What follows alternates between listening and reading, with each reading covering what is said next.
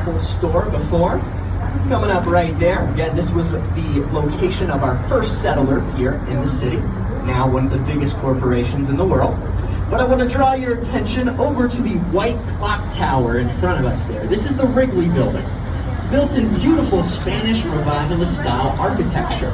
It's a very popular style of architecture from the 1880s to the early 1920s, following the Great Chicago Fire. We wanted to prove to the rest of the world that we were just as beautiful as any other city anywhere else. The only problem with that, we didn't have our own unique style of architecture just yet. So we just copycatted what Europe had going on. This is actually based off a cathedral you can still find in Spain.